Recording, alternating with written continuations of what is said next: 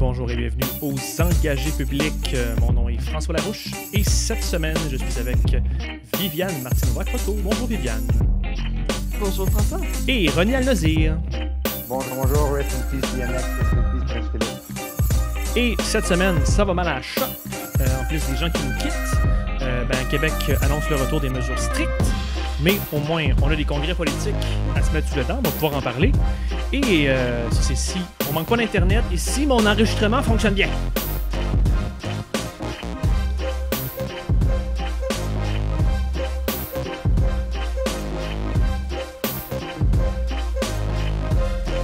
OK, je pense qu'on l'a. Je pense que ça va assez bien. Ça va assez bien. Bonjour. Super. Bonjour. Comment allez-vous? Ça va bien.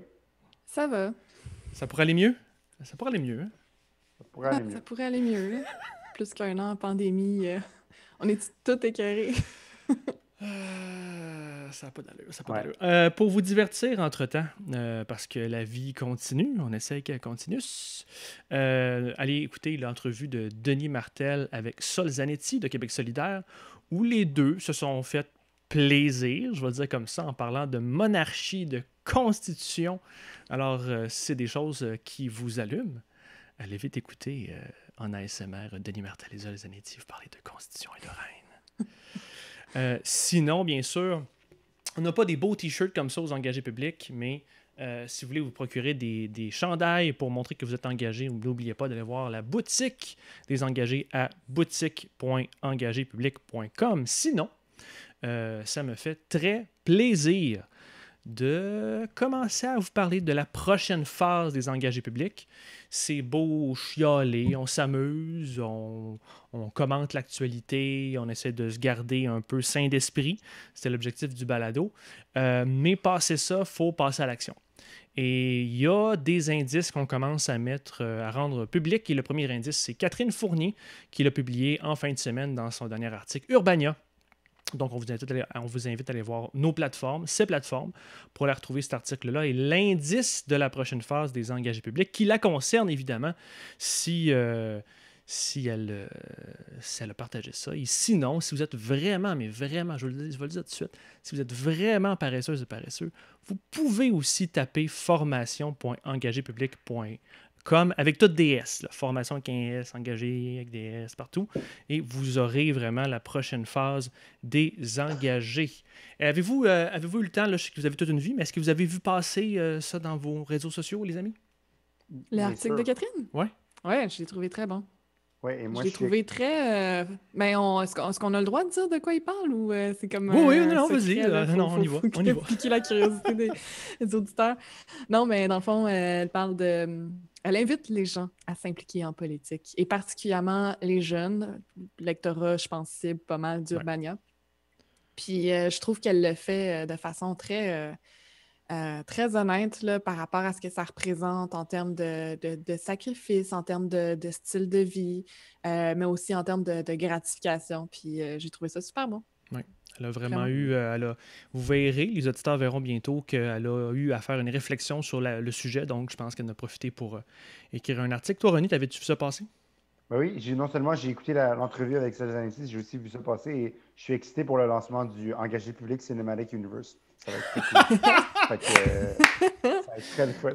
Qui c'est là? Là, tu viens de te trouver un rôle, là. M'a te calé, tu vas avoir un rôle de soutien, c'est clair. Mis à part ça, OK, on va rentrer dans les sujets. Allons-y rapidement. Donc, à Québec, qu'est-ce qui se passe? Évidemment, on retourne encore avec la satanée COVID, mais on va passer à d'autres choses, évidemment. Ne vous inquiétez pas. Donc, quelques mots encore là-dessus. On est vraiment en ce moment dans une troisième vague de cette pandémie. Alors, et ça, j'ai un peu été surpris en regardant la préparation des notes, l'état d'urgence a été renouvelé pour une 53e fois de suite. Alors moi, je pensais que Louis-Philippe Valiquette nous faisait des blagues dans les notes. Et non, c'est vraiment la 53e fois que le gouvernement Legault reconduit l'état d'urgence. Donc, c'est intéressant à savoir. Et pour y répondre à cette pandémie-là, le gouvernement annonce le retour de centaines de mesures et de certaines mesures et l'élargissement de d'autres mesures. Je pense que tout le monde en a vu ça à la TV, dans les médias. On pourra discuter peut-être du yo-yo. Ça a été beaucoup dans le narratif et la rhétorique des oppositions, en tout cas, et des commentateurs. Alors, pendant que le ministre Dubé était à Tout le monde en parle, ministre de la Santé, il y avait des manifestations et il y avait du grabuge dans le Vieux-Montréal, tout près d'ici, suite au retour du couvre-feu à 20h. Avez-vous vu ça, mes collègues, mes amis? Oui. Vous en pensez quoi? Viviane, vas-y donc en premier. Honnêtement, il n'y a rien à y penser, là. Il n'y a juste pas de logique derrière ça. Il y a des gens qui ont soit voulu se défouler ou qui ont voulu profiter d'un moment pour pouvoir briser des affaires, pour semer la pagaille, mais il n'y a aucune logique derrière ça, là. Moi, j'ai travaillé dans le Vieux-Montréal pendant 2 ans et demi, 3 ans, puis c'est dommage de voir ça. Là. C'est un beau point. Puis on a hâte au retour des touristes, on a hâte que ça revienne. Puis on est tous intanés, mais restez chez vous et écoutez tout le monde en parle à la place. Là, Alexandre Barrette était vraiment drôle hier soir. Vous avez manqué ça. Oui, puis pour vrai, c'est vraiment pas original de le dire, mais les restaurateurs, les commerçants sont déjà à terre. Là. Ouais, c'est Pourquoi verger sur ce monde-là? Ça sert à quoi? C'était vraiment des gestes insensés. Là. Ouais, comme le resto Elena là, qui était fermé depuis octobre puis qui s'est fait vandaliser pour aucune maudite raison. En tout cas, c'est caf. Mais bon. Ouais, exact. Sinon, chez les partis, l'opposition, le PLQ pointe du doigt le gouvernement Legault et le premier ministre pour le relâchement qu'il y a eu. Donc, cette espèce de... On a eu la fin de la seconde vague et là, tout de suite, le gouvernement a permis à tous de respirer un petit peu plus. Donc, le PLQ n'est pas content. Du côté du PQ, on lance une pétition demandant une enquête publique sur la pandémie. J'ai vu ça rouler aujourd'hui. Chez QS, de son côté, on demande plutôt le droit à une pause payée pour aller se faire vacciner. Donc, si vous êtes un employé, quand vous avez un emploi, je pense que j'ai vu que QS demandait 4 heures payées par votre employeur pour vous permettre d'aller vous faire vacciner.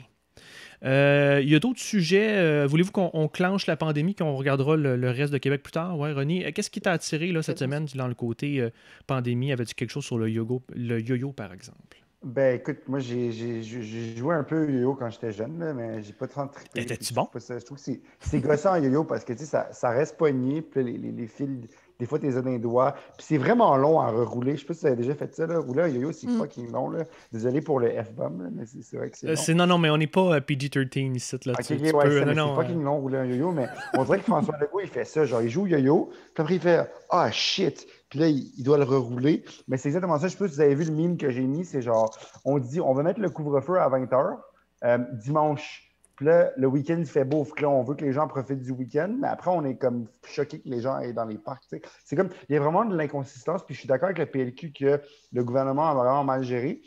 Et dans le fond, les attentes, là, puis où on en est rendu. Puis je suis d'accord avec le PQ aussi que ça prend une enquête publique.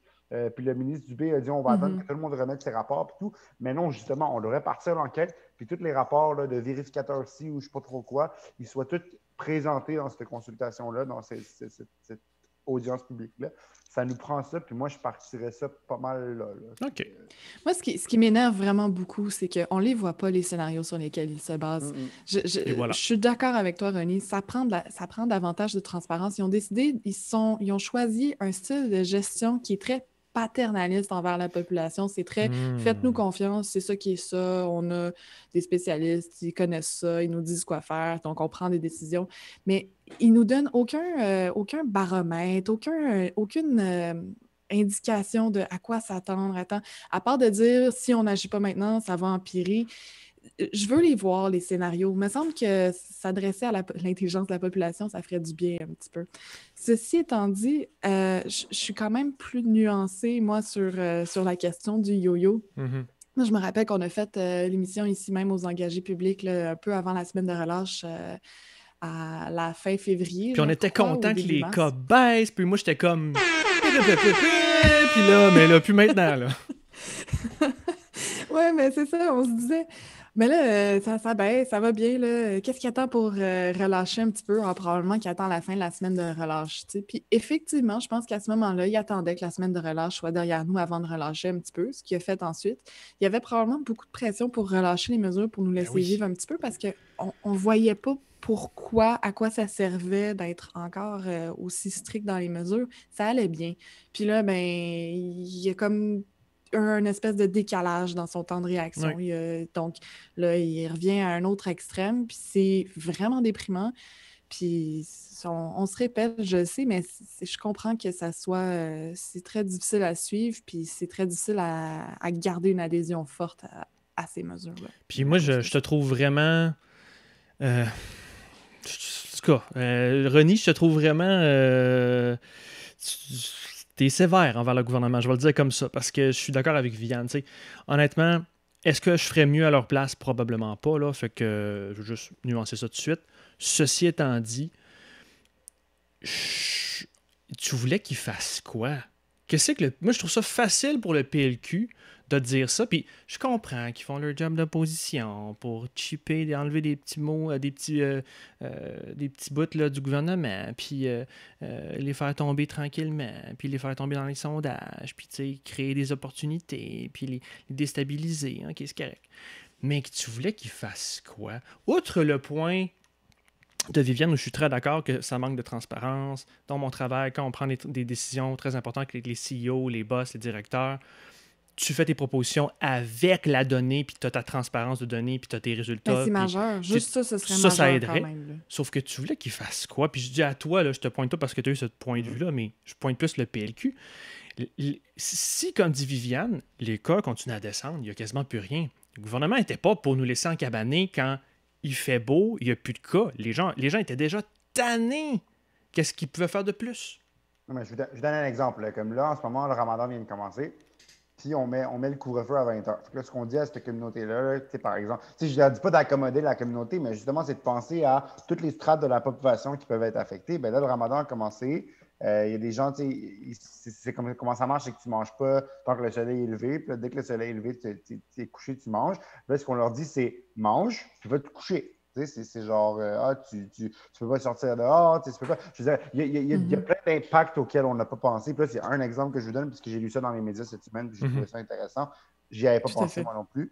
Mais c'est ça, c'est qu'on dirait que le couvre-feu, qui était censé être une mesure choc, puis tout, c'est rendu comme son affaire préférée. Puis c'est comme s'il y avait des petits sliders qui peuvent ajuster, puis là, ils sont comme, oh non, shit, OK, on va aller un peu plus sévère. Oh non, shit, OK, on va revenir, tu sais. Puis c'est juste, le couvre-feu, à 21h30, honnêtement, je pense pas que ça change quelque chose. Qu'on le laisse à 21h30, je pense pas que c'est ça qui va changer quelque chose. Ou à 20h ou C'est à 22h. la mesure la plus incompréhensible, en fait, en ce moment. Là, de ramener le couvre-feu de 21h30 à 20h, c'est incompréhensible. Il n'y a personne qui voit le lien sur les cas. Puis, je pense, on voit tous où sont les éclosions majeures, où sont les gros problèmes. C'est dans les milieux de travail, dans les garderies, dans les écoles. En quoi le Et dans les couvre-feu... domiciles, je pense que 60% des cas en ce moment viennent des domiciles. Là, on verra avec la fin de semaine qu'on a eue s'il y a plus d'éclosions des parcs, là, mais avant la fin de semaine qu'on a eue, ça venait 60% des domiciles. Oui, mais le ministre, il disait à tout le monde en parle qu'il veut que les gens aillent dans les parcs. Il l'a dit, là. Il a dit, allez-y dans les parcs. Mais en respectant les bonnes mesures, les bonnes consignes sanitaires. Oui, mais quand même, là. Mais Viviane, je t'ai-tu arrêté sur ton élan? T'avais l'air... Non, ben c'est ce que je voulais dire, en fait. C'était de critiquer la mesure du couvre-feu qui, comme Ronnie a dit, était censée être un électrochoc. Ouais. Puis finalement, ben, il a l'air d'avoir bien du fun à utiliser cette mesure-là, puis je trouve ça terrible. Mais, OK, j'arrête pas de genre jeter le pot, lancer les fleurs, là. Vas-y, fais ce que juste tu veux. Que je voulais prendre un instant pendant qu'on est dans le bloc pandémie, puis après ça, j'en parlerai plus, mais je suis allée me faire tester en fin de semaine. OK. Parce qu'on avait des symptômes, finalement, c'était négatif, là. C'est le fun, hein? Pas que ça change quoi que ce soit pour vous, puisqu'on est tous à distance. C'était négatif. Mais je suis allée me faire tester à Montréal, à l'Hôtel-Dieu, puis j'ai trouvé vraiment extraordinaire à quel point ils se sont setés up, comment c'est allé vite, comment c'est comme des efforts de guerre qui ont été déployés, comment c'est bien organisé en ce moment. Ouais. Puis je sais que ça a pris du temps avant que ça soit bien organisé de même. Mais je me dis, hey, à quelque part, il y a du monde qui font bien leur job, là. Je pense pas que c'est certainement. les niveaux tout en haut, là. C'est pas le ministre Dubé lui-même qui est allé voir sur place pour leur dire comment organiser ça, là. Il y a du monde qui ont bien fait leur job, puis je voulais prendre un instant pour Souligner. une pensée pour ce monde-là, Oh, ouais. pour le souligner. Exact. Bravo. Absolument. Sinon, avant qu'on quitte le segment pandémie, là, je voulais juste revenir sur un truc qui, je pense, est assez peu dans les échanges et dans les discussions, là, c'est que la game a changé. Puis, il y a là où je trouve vraiment que le gouvernement l'a échappé en ce moment, dernièrement, là, avec ce yo-yo-là, à partir du yo-yo, et pour être cohérent, j'aurais fait probablement la même affaire, j'aurais décloisonné et déconfiné pour après reconfiner. Sauf que, au niveau des messages et de la communication, là, on commence à avoir une grande confusion. Je vous avoue que moi-même, là, j'ai de la misère à suivre quelles sont les consignes actuelles. Il faut que je sois beaucoup plus actif moi-même et proactif pour aller voir moi-même sur le site du gouvernement. OK, là, on est rendu où? OK, je suis à Montréal, parce que sinon, j'étais complètement confus. Et on s'entend-tu que nous trois, ici, on suit l'actualité plus que ben du monde. Fait que, 1. 2, la game a changé, puis la com n'a pas suivi à cause des variants. Les variants dominent à cette heure le nombre de cas où ils sont en majorité, et ça l'a tout changé avec la diffusion plus rapide. Fait que c'est certain qu'il faut avoir une adaptation plus rapide au jour le jour des consignes, parce que je pense que Arruda le disait lui-même, avant, ils avaient le temps de regarder à quel... Tu sais, il y avait comme une espèce de 2 semaines. Là, quasiment une semaine, là, ils pouvaient jouer, ils pouvaient regarder les cas, ils pouvaient regarder les tendances. Mais là, ça va tellement rapidement qu'il faut qu'ils prennent des décisions on the spot, là, cette journée même. Parce que sinon, ils risquent d'avoir, comme on a vu au gym, une nouvelle poche d'éclosion. Fait que ça va jouer aussi. Fait que, écoutez, c'est pas facile, c'est pas parfait. Là, tu sais, les plages horaires vides pour la vaccination. Il y a des vaccins qui ont été manquants dans certaines régions. Les parcs bondés, mais sans suivi là, des consignes. On se colle vraiment, on est une grosse gang. Yish. Puis là, la manifestation hier, c'est une fois, c'est pas coutume. Mais il y a comme un petit écueil ici. Là. D'accord, ça vous inspire pas plus? Passons à d'autres choses. Parlez-vous d'autres choses que de pandémie, ça vous tente-tu? Je pense que tu as tout dit là, je pense. OK. À part la pandémie, le gouvernement compte ajouter 45 heures de cours en technique policière pour contrer le racisme. Le PQ demande l'arrêt de l'agrandissement du pipeline Trans Mountain. La centrale syndicale, les quatre centrales syndicales du Québec demandent à bonifier le projet de loi 59 sur la modernisation du régime de santé et de sécurité du travail. Et pour terminer, on va se souvenir une fois de plus que le milieu de la santé, tu sais, là, qu'on n'arrête pas de dire qui est essentiel puis qu'il faut valoriser, là, est toujours en négociation depuis plus d'1 an.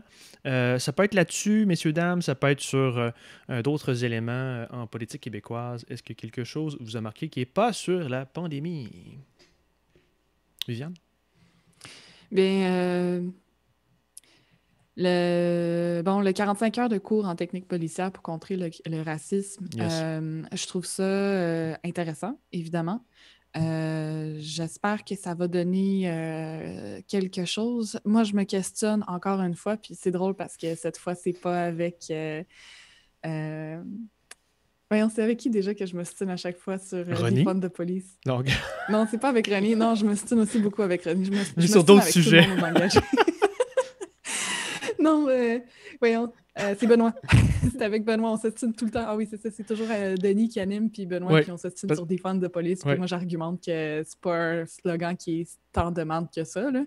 Mais, mais c'est parce que, tu sais, je pense de la perspective d'un finissant du secondaire qui choisit une carrière. Ouais. Quand tu choisis d'être dans la police, qu'est-ce que tu vois en toi pour aller en police? Tu sais, si tu penses... Aider les autres? Il me semble que j'aurais un petit peu du 9-2 en tête, là, que tu t'es comme, t'es un big shot, là, t'es capable de défendre physiquement ou de chercher je sais pas, courir après des suspects, je sais pas trop. Mais je peux t'aider là-dedans, parce que dans les arts martiaux Ouais, où je vas-y. suis, il y en a beaucoup de policiers, puis généralement, ils ont, oui, l'idée d'un contrôle est beaucoup là, mais c'est étonnant comment souvent leur motivation première, c'est vraiment d'aider la communauté.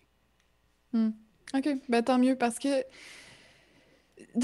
si on redéfinit ce qu'est le métier de policier, ben il y a des gens qui ont choisi ce métier-là pour certaines raisons, je pense. Puis moi, je suis plutôt d'avis que, en tout cas, soit on transforme, peut-être qu'on peut transformer la police complètement, puis effectivement d'en faire plus quelque chose pour vraiment servir les gens. Mais moi, je suis plus. J'ai l'impression qu'on a besoin de gens spécialisés en services sociaux, en travail de rue. Puis je crois pas que la police est les premiers répondants à approprier dans la majorité des situations problématiques qu'on peut avoir. OK.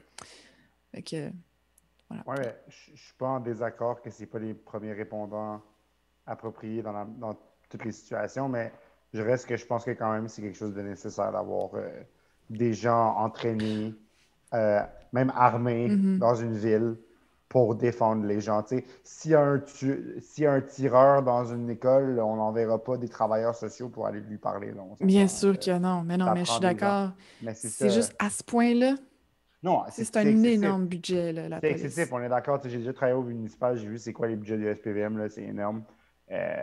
Mais tu sais, c'est juste que je pense que le defund de police, c'est un enjeu avec la communication et l'explication. Parce que, veux pas, avec un slogan comme ça, tu vas attirer les modérés, mais tu vas aussi attirer ceux qui sont plus extrêmes, qui veulent carrément qu'on ait plus de police, puis que ça soit comme aboli complètement.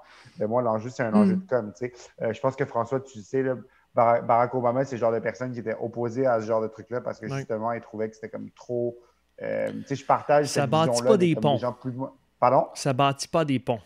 Exact, ça bâtit pas des ponts. C'est que dans les gens qui vont dire defund the police, qui vont essayer d'expliquer, t'en as qui vont dire all cops are bastards, puis qui vont dire genre, tu sais, fuck la police, puis tout, tu sais, qui vont. Mais comme, on n'est plus à l'époque de genre Tupac dans les années 90 où est-ce que genre, tu sais, il y avait des guerres avec la police, plus on a fait du chemin depuis ce temps-là. Mais on a fait du chemin depuis ce temps-là, tu sais. On n'est plus. Ouais, ça dépend où, ça dépend qui. J'imagine, j'ose croire qu'on a fait du chemin, là. Ils ont quand même rajouté 60 heures de formation en technique policière seulement pour répondre à des situations où ce sont des troubles mentaux ou des enjeux plus de cet ordre-là, bref. Mais j'espère que ça a fait une différence, là. Sinon, arrêtons de rajouter de la formation qui sert à rien, là. Tu sais, il y en a des problèmes, là, mais c'est pas tout ou rien, c'est pas noir ou blanc. C'est juste ça. Puis c'est que tu vas attirer les gens qui sont noirs ou blancs avec les gens qui sont un peu peut-être comme toi, qui sont peut-être un peu plus raisonnables et qui veulent discuter. Ouais, mais comme n'importe quel enjeu sur lequel on lutte puis on veut un changement, moi, je pense que c'est raisonnable de dire, OK, je pense il y a une partie, le budget de la police est excessif, il y a une Absolument. partie qui devrait être réorientée dans des services à la société différents.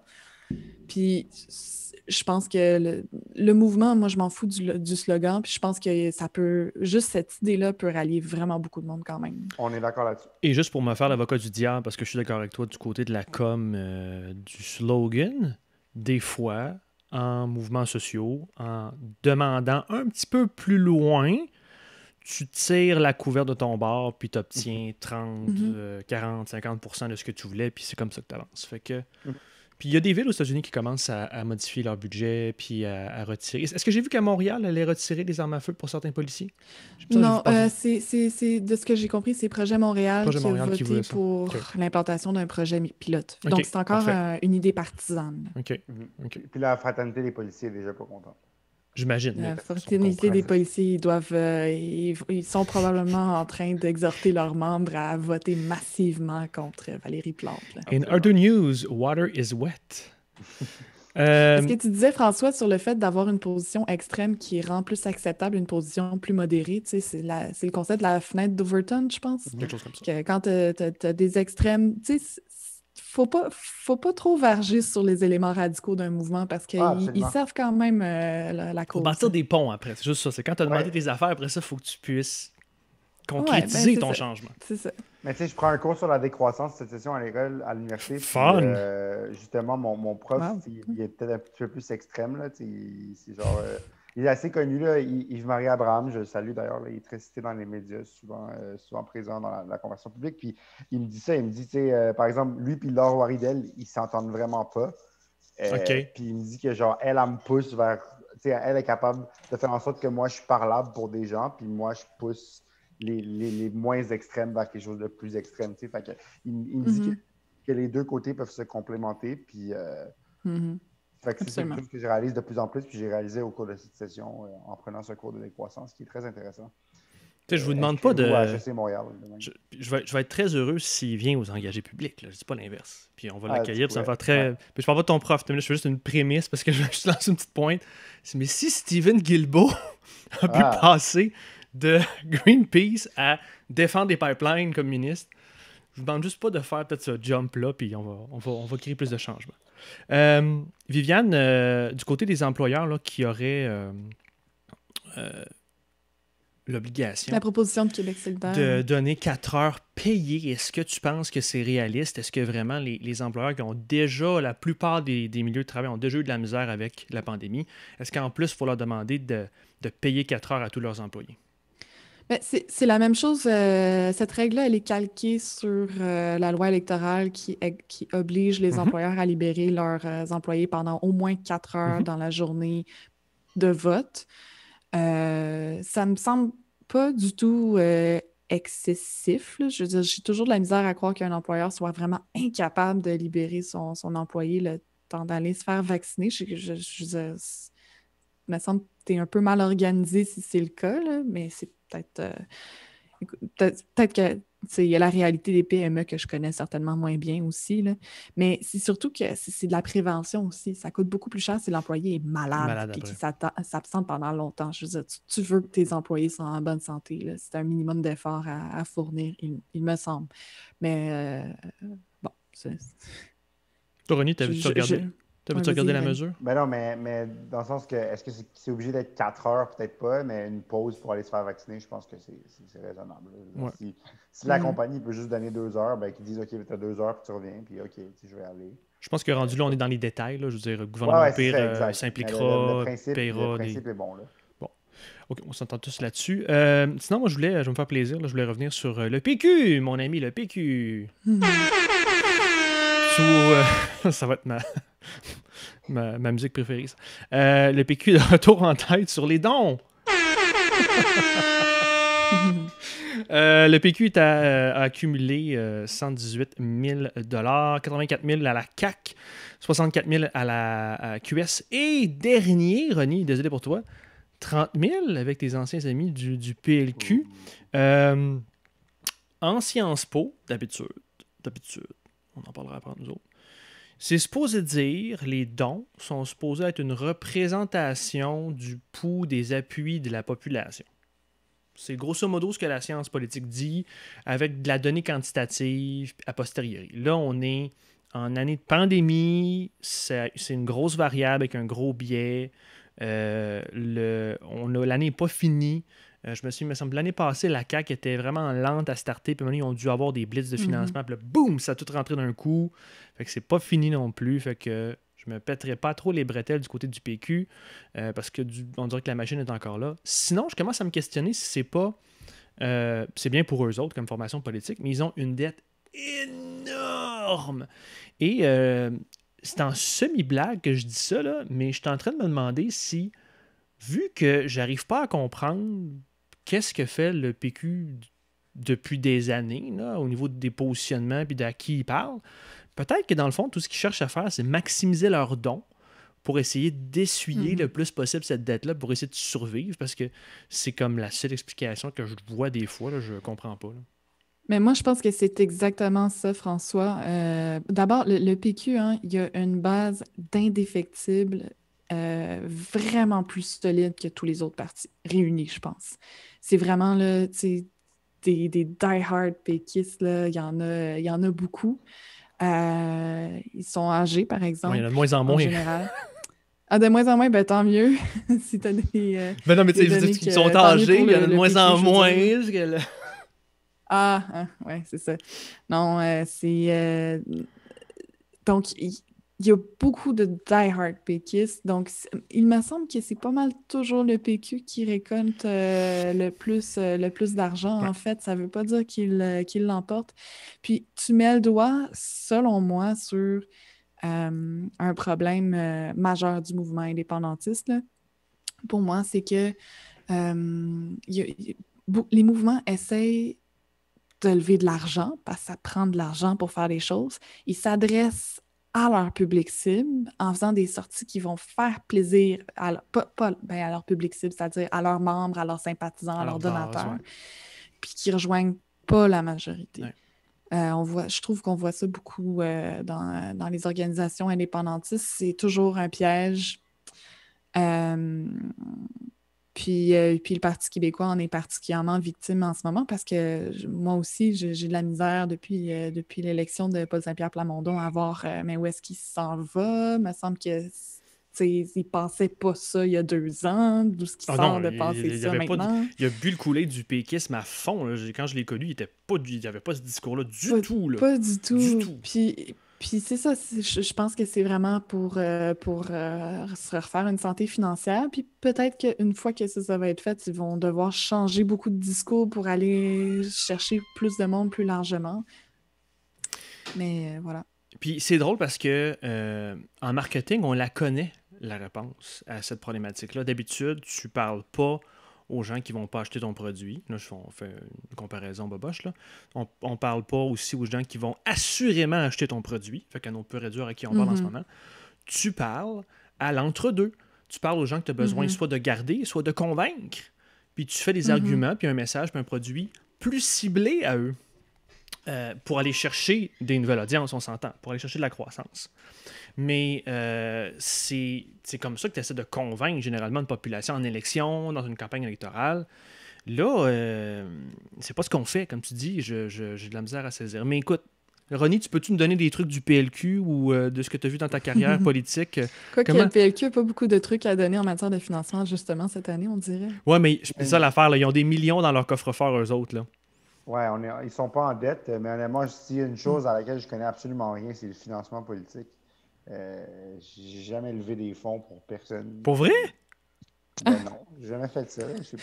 Qu'est-ce que t'attends? Nous autres, on est d'anciens militants, là, c'est comme voir qu'un militant politique n'ait jamais eu à faire ça. Là, Ronnie, c'est ta faute. C'est pour ça que le PLQ a juste 30 000 $.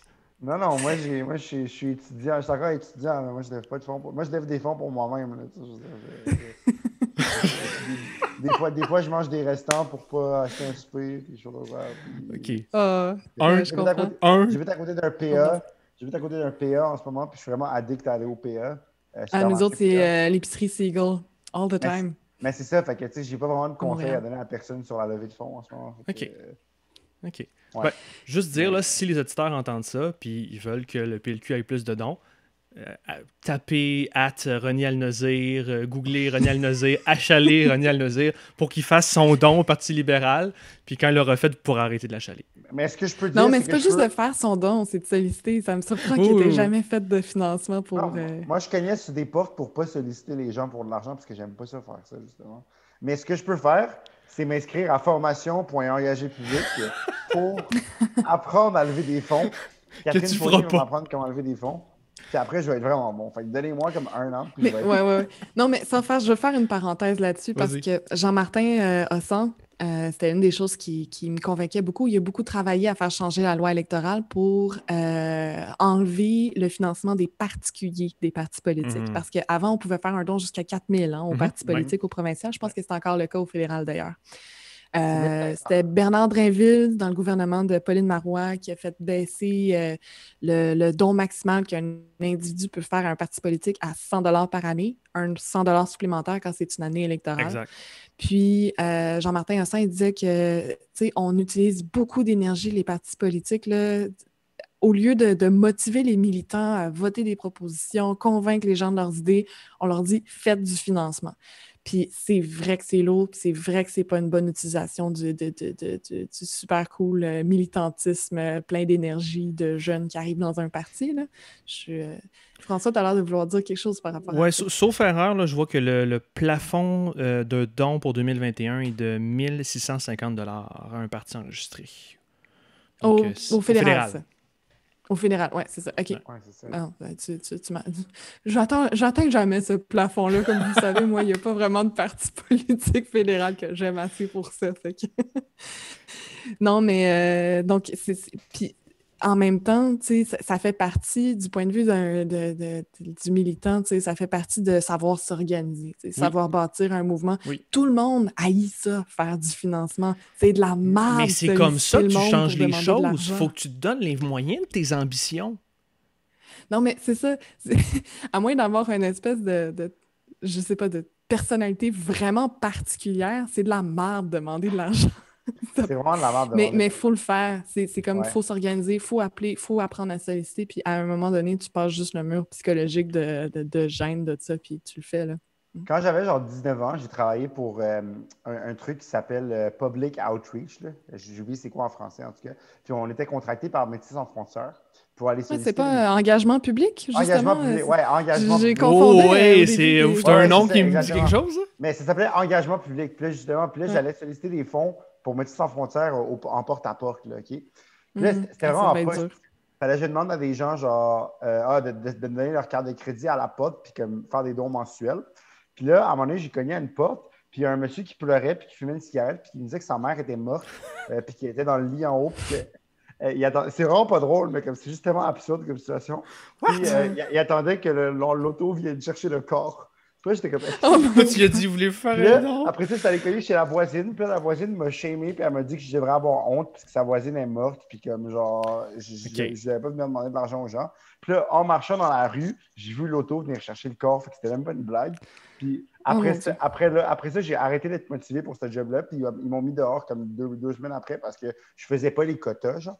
Fait que là, après, je suis allé travailler au couche-tard, puis j'ai jamais regardé. Là, tu as eu des grands succès. Mais tu as déjà fait de la sollicitation pour des dons. Ouais, mais j'ai vraiment pas aimé ça parce que quelqu'un m'a dit que sa mère était morte. Fait que peut-être que c'est pour ça que j'aime pas. Mais t'as pas mal eu le pire traumatisme possible en début de carrière de solliciteur. C'est ça. Fait que si vous cognez une porte, assurez-vous qu'il n'y a personne de décéder. Est-ce qu'il y a quelqu'un de décédé premièrement dans cette maison? Oui, c'est ça, exactement. OK, alors pour les éditeurs, je vous invite à vous prononcer sur ces questions. On a parlé de pandémie, on a parlé des oppositions, qu'est-ce qu'ils disent avec le yo-yo. Écrivez-nous en commentaire maintenant et laissez-nous savoir ce que vous en pensez.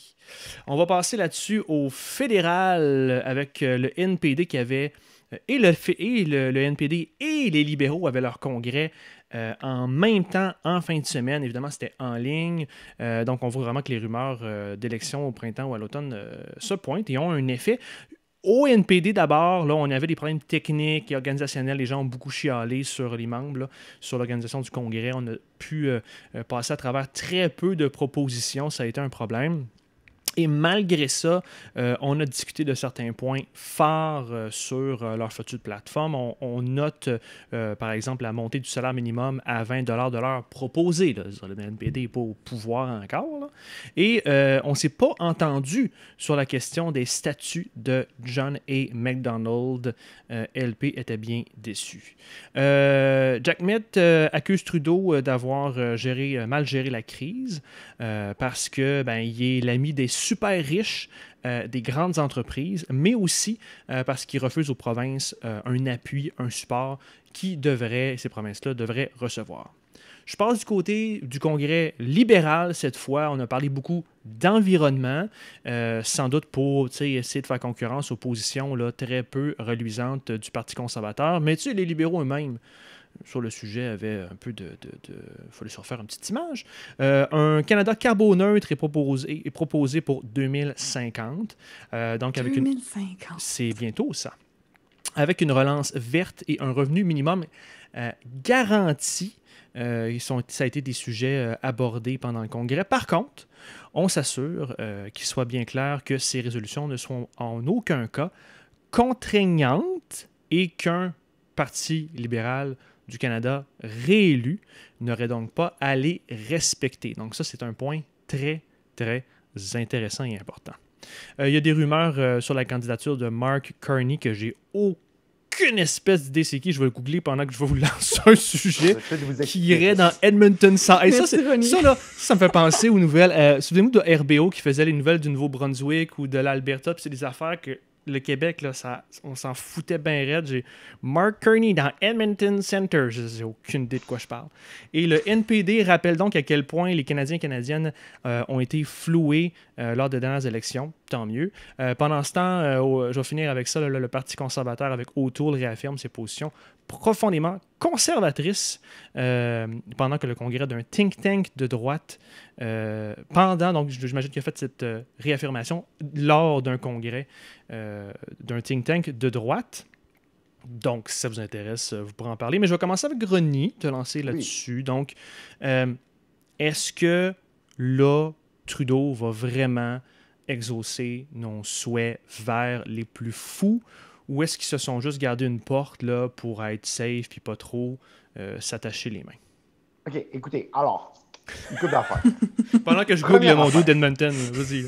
Non, mais première affaire, il faut comprendre le Parti libéral du Canada, c'est quel genre de parti? Le Parti libéral du Canada, ça, je vais faire un peu de sciences politiques, c'est ce qu'on appelle un brokerage party. Donc, c'est un parti de clientèle. Ça veut dire qu'ils sont généralement au centre. Puis là, selon la tendance de l'ère de l'époque, ils vont aller soit un petit peu à droite, soit un petit peu à gauche. OK. Et mettons, donc là, en ce moment, ils vont un petit peu à gauche. OK. Mais là, ils voient que les gens veulent vraiment être à gauche. Puis là, ils vont aller encore plus à gauche. Fait que là, ils ne peuvent plus vraiment niaiser sur l'environnement. Cependant, je fais comme François, je dis « sauf que ». Je dis tout le temps ça. Ça, c'est vrai que tu dis ça. Il y a tendance au Parti libéral à adopter quelque chose en congrès, puis à ce que ça ne devienne pas politique ou loi ou projet de loi ou partie de la plateforme électorale. Qu'est-ce que tu veux dire? Par exemple, la marijuana, ça a été adopté il y a full longtemps. Ouais. Là, ça a seulement été mis en place dans la plateforme de 2015 pour être... Fait que c'est pas parce qu'ils adoptent des choses aujourd'hui qu'ils vont nécessairement les implanter dans leur prochaine plateforme électorale. C'est juste qu'ils se gardent des trucs en banque pour que, mettons, pas dans la prochaine campagne électorale, mais celle d'après, ils se gardent des affaires. Fait que ça se peut que tout ce qui a été adopté, là, se retrouve pas nécessairement dans la prochaine plateforme. Puis c'est juste parce qu'ils vont prendre le pouls de la population. Parce que là, ils parlent à leurs militants. Mais après, ils vont prendre le pouls de la population. Ils vont voir est-ce que la population embarque là-dedans. Attendez une minute, Viviane, je vais te lancer après. Mais là, juste pour bien comprendre, puis pour les auditeurs, puis tu connais plus le Parti fédéral-libéral que moi, là c'est comme les partis provinciaux. Là, ils ont fait le congrès pour avoir le programme et il y aura... Donc, puis pour les auditeurs, c'est comme une espèce de bible de genre tous les souhaits magiques du parti. Mais on résume ça, puis on en extrait l'essence suprême et le gros concentré avec quelques positions qu'on met dans une plateforme électorale. Donc, un plus petit document, il y aura une plateforme plus tard qui devrait être un extrait du programme. C'est ce que tu me dis? Exact. Le Pharmacare fédéral, ça fait partie de dans leur position depuis les années 90. Okay. Puis on a appelé ça sur le chrétien. Puis ça n'a pas été encore dans leur plateforme électorale depuis des années. T'sais. Mais ils se gardent ça, puis on sait que ça a été voté par des militants du Parti libéral. Fait qu'un jour, le Parti libéral va nous arriver avec ça. Je sais pas quand. Viviane! Ben, moi, j'ai des questions pour Ronnie, en fait. Ouais. Non, mais parce que je me demande d'abord, ça sert à quoi de les voter en tant que membre du Parti libéral? Puis c'est qui ils? C'est qui ils vont mettre ça peut-être dans la plateforme un jour? Ben c'est que tu as les militants qui votent en congrès, puis après, tu as des gens qui sont chargés de faire la plateforme électorale. Pas tous les militants, parce qu'on peut pas avoir genre 10 000 personnes qui écrivent une plateforme électorale ensemble, sinon on n'en finirait jamais. T'sais. Le Québec solidaire le fait, là, mais ça fait... J'avoue qu'on a des problèmes aussi de l'autre côté. Non, mais ça, c'est généralement un comité de plateforme électorale qui est comme, des représentants de toutes les régions. Fait que c'est une couple de personnes qui sont votées, qui sont choisies. J'ai jamais participé à ça. J'ai jamais été aussi élevé dans mon militantisme, donc je le sais pas. Mais... T'as pas ramassé assez d'argent. Exactement, c'est ça. Non. Mais ce que je veux dire, c'est que, tu sais, mettons, la marijuana, ça avait été adopté au début des années 2000. Puis là, ils se sont dit, OK, c'est cool, mais si on fait ça là ben le Canada est comme pas prêt pour ça. Tu sais, genre, on va se faire ramasser là-dessus parce qu'il y a encore trop de gens conservateurs. Tu sais, on essaie de battre un premier ministre conservateur, On vient de sortir du gouvernement, on a eu le scandale des commandites, c'était pas le bon moment. Mais là, non, mais je comprends les raisons, je me demande plus sur la mécanique. Puis la mécanique, honnêtement, je ne le sais pas, j'ai pas vraiment suivi ça. Mais je vais vous laisser réagir à ça parce qu'après, je vais vous parler de Mark Carney, puis ça, c'est vraiment important. Ben oui, je viens de voir c'est qui. Mais là, la question que j'ai à te poser, t'avais-tu une autre question, Viviane? Non, c'était ma question. Là, ce que tu es en train de me dire, si je vous ai bien compris, vous êtes en train de me dire à la prochaine fois. Parce que dans le fond, tu me dis, attends de voir la plateforme pour regarder s'il faut vraiment voter libéral. Genre. Exact. C'est ce que je ne ferai pas anyway, là, mais c'est juste pour parler aux militants. C'est juste pour comme, OK, ben vous voudriez qu'on fasse quoi? Là, ce qu'ils leur disent, c'est, on ne va pas nécessairement le faire tout de suite, mais dites-nous ce qui vous tenterait qu'on fasse, puis expliquez-nous pourquoi. Puis là, s'ils voient que c'est dans l'air du temps, puis ils vont faire ce qu'on appelle un ballon d'essai. Il y a peut-être un ministre qui va dire ça, genre, on considère ça. Stephen Guilbeault. Ils voient que la réception est Guilbeault, mettons.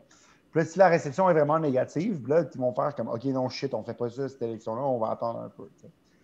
À la limite, les propositions adoptées en congrès elles-mêmes sont des ballons d'essai. On voit comment les gens réagissent à ces idées-là. Bon point. Exact, ça se peut aussi. Parce que, tu sais, puis mon point, c'est un peu ça. Puis je t'ajouterai un sauf que. Mais si tu me dis, hey, je suis Justin Trudeau, puis là, je vous promets un Canada carboneutre en 2050, puis fuck les pipelines, puis relance verte, puis de l'argent, que tu sais, un revenu minimum garanti à 15$. Tu sais, comme on disait tantôt, tu demandes plus loin, le NPD va chialer à 20, il va donner 15 dans quelques années, on va avancer. Bon, je pense que là, de plus en plus d'économistes semblent dire que c'est adaptable au système canadien, là, que ce serait possible. Bon. Ben, crème, même moi qui est souverainiste, je serais comme crème, t'as une minute, là, l'avenir de ma fille, même le bloc, là, mais là, carboneutre, il m'a voté Trudeau. Et là, la question, sauf que. 50. Ben. C'est pas comme trop tard? C'est pas 15 ans trop tard? Il y a beaucoup de cibles qui sont fixées. Il y a beaucoup de pays dans le monde qui ont fixé ça comme cible. Tu réponds pas à la question en disant ça, là. Oui. Oui, mais. Je suis pas un environnementaliste, donc je sais pas. Sauf que. Tout ça n'est pas crédible. C'est ça le problème, c'est qu'après ça, quand tu as passé... on est sur son deuxième mandat, il était majoritaire et minoritaire. Ouais. Comment tu peux faire confiance à ce gars-là? Comment tu peux faire confiance à cette équipe-là? Je comprends que c'est pas les conservateurs. Là. Je veux dire, je ne vais pas voter pour quelqu'un qui est ouvertement qui est ouvertement contre tes principes. Mais l'affaire, c'est que peu importe ce qu'ils vont proposer la prochaine fois, comment on peut savoir avec assurance qu'on achète vraiment quelque chose et qu'on va l'obtenir ou qu'on risque d'aller dans cette direction-là? Écoute, c'est intéressant que tu dises ça parce que je pense que le Canada, c'est vraiment quelque chose, il y a une balance à avoir, puis Justin Trudeau, peut-être qu'il l'a pas bien fait, puis je suis pas en train de dire que je suis content avec comment ils ont géré l'environnement, là, pas du tout, mais il commence à enfin mettre un petit peu plus de gaz sur la pédale, puis faut pas faire de mauvais jeu de mots, parce que le gaz sur la pédale, c'est polluant, là, mais mettons, ils commencent à accélérer un peu plus leur action, puis je pense qu'ils sont à un point tournant. Justement, ça m'amène à vous parler de Mark Carney. Alors, Mark Carney, qui est-il, ce fameux monsieur? C'est un ancien gouverneur de la Banque du Canada, qui a aussi été gouverneur de la Banque d'Angleterre. Donc, c'est un vraiment big shot des finances, mais c'est aussi une des personnes qui parle le plus d'environnement dans le monde des finances, puis qui dit au pays que s'ils ne guettent pas leur shit together sur l'environnement, on va tous mourir, puis que les entreprises aussi doivent get leur shit together. Et c'est vu comme une future star du parti. Donc, notre prochain ministre des Finances ou de l'Environnement dans un mandat libéral, autre mandat libéral, et aussi un prochain possible successeur à Justin Trudeau advenant son départ. C'est une superstar dans le monde libéral. Les gens le veulent comme candidat depuis des années. Il n'est pas connu du grand public, ça c'est son problème, mais c'est une des personnes qui est financièrement et économiquement les plus intelligentes au Canada que j'ai entendu parler dans ma vie. C'est comme, mettons, le Jean-Martin Hossan national, mettons, canadien, mettons. T'sais. Il y a eu des gros postes, il a travaillé à l'étranger. Puis, la faille là-dedans, le danger, le piège, c'est le piège Ignatieff. Puis ça, c'est, on va pogner quelqu'un de vraiment intelligent, qui sait tout, qui est vraiment nice, mais que quand tu le mets devant les caméras, puis quand il vient pour être politicien, il est vraiment poche, puis ça nous coûte. Donc, mais Ignatieff, il avait-tu été député avant d'être chef? Pardon? Est-ce que Ignatieff avait été député avant d'être chef? Ignatieff était député, oui. avant d'être Parce chef. que, tu sais, en tout cas, il n'y avait pas une grosse période d'éducation, on dirait, où il avait pu apprendre Non. comment ça fonctionnait. Là. Exactement. Et Mark Carney n'a jamais fait de politique. Fait qu'il peut devenir ministre avant, puis un jour, tu sais, Ouais, exact, c'est ça. Puis, il y a beaucoup de gens qui sont réticents au fait que quelqu'un qui a été à des si hauts niveaux de la Banque du Canada, qui est non partisane, là, qui est vraiment genre gère notre argent, puis les politiques monétaires, puis tout, reviennent en politique parce que ça peut donner des idées mettons, au gars qui est maintenant gouverneur de la Banque du Canada que je vais faire mon rôle de façon partisane pour qu'un jour je puisse aller en politique. Donc, il y a comme une jurisprudence, pas vraiment juridique, mais tu sais, un précédent qui peut se créer. Ouais. Et bref, il y a plein de questions à se poser, mais c'est vraiment intéressant à la venue de Mark Carney parce qu'il est vraiment smart. Là, comme pour vrai. Je pense qu'il y a même bien des Québécois qui l'aimeraient l'entendre parler. Là. Toi, tu le connaissais avant ça, donc... Ouais, c'est ça. Il parlait beaucoup dans les médias. Puis quand il dirigeait la Banque d'Angleterre, il se prononçait souvent sur genre l'état des choses internationales. Puis tout. C'est vraiment toute une tête. Là. Puis il vient de sortir un hostie de gros livre que j'ai pas l'intention de lire parce que mais mettons que quelqu'un a envie de le lire. Là. Je suis sûr qu'il y a bien des choses intéressantes là-dedans. On va donner ça à Clément Laberge, qui lit 4 livres par jour. Eh ben. Viviane, tu voulais-tu te lancer sur le salaire minimum garanti? Non, mais tu l'as pas mal dit, en fait. Là, je pense que le 15 l'heure, ça fait longtemps qu'il y a des gens qui militaient pour ça. Donc, à un moment donné, ben 15 l'heure, ça vaut plus ce que ça valait il y a 4 ans.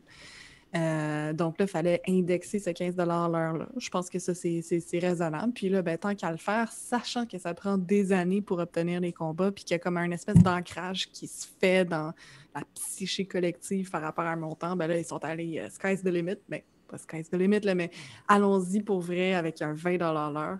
Je comprends la raison de la décision. Moi, je pense que si ils poussent ça puis qu'ils sont assez forts pour le pousser, ils atteindront probablement pas ce minimum-là, mais peut-être que ça va faire en sorte que le salaire minimum va augmenter plus vite que ce qui était prévu, ce qui aurait été prévu s'ils ne faisaient pas ça. Ouais. Ronnie, quelque chose là-dessus?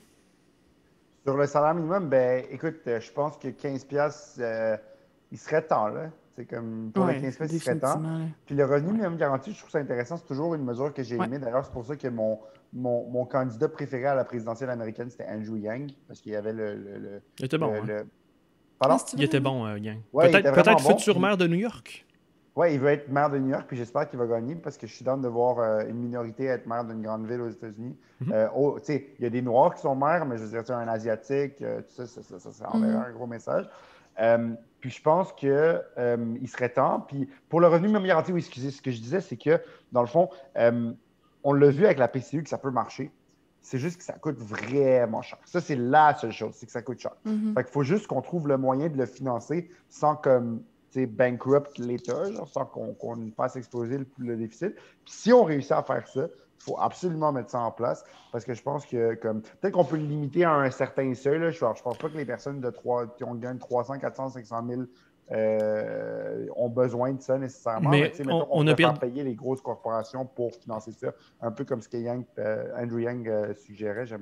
Mais attends, parce qu'on a perdu Jérémy Lepage pour quelques mois pendant qu'il fait un mandat, mais on lui posera la question quand il reviendra, puis on n'est pas économiste. Mais ce que j'ai compris, c'est que la différence serait dans la situation de la pandémie. C'est que là, en ce moment, l'économie va pas super bien, puis normalement, quand tu as une économie à plein régime, les gens réinvestissent, ils dépensent quand même l'argent qui est reçu. Puis dans tout ce que je comprends, l'écosystème du salaire minimum garanti, le fait de ne pas accumuler cet argent-là est bien important, puis que apparemment que les gens, en la dépensant, là, le gouvernement peut en reprendre une partie, puis que là, ça fait rouler l'économie, etc., puis ça fonctionne. Ouais, moi aussi, je suis assez pro revenu minimum garanti, là, Ronnie, là-dessus, je te rejoins vraiment, là. Je pense que ça va être là qu'on va être rendu comme planète, là, comme monde, là. Donc, la question maintenant, c'est qu'est-ce que vous en pensez à la maison? Donc, écrivez-nous en commentaire votre opinion là-dessus, sur les congrès du NPD, sur les congrès libéraux. On attend vos commentaires. Ça ferait notre épisode cette semaine. Merci René, merci Viviane. Merci. Et évidemment, comme toujours, abonnez-vous à notre balado sur Apple Podcasts, Google Podcasts, SoundCloud et Spotify. Suivez-nous sur nos pages Facebook, Twitter, YouTube, Instagram. Et pour recevoir notre infolette, pour suivre des nouvelles formations peut-être, consultez notre boutique et vous engagez. Vous allez sur engagerpublic.com. À la semaine prochaine!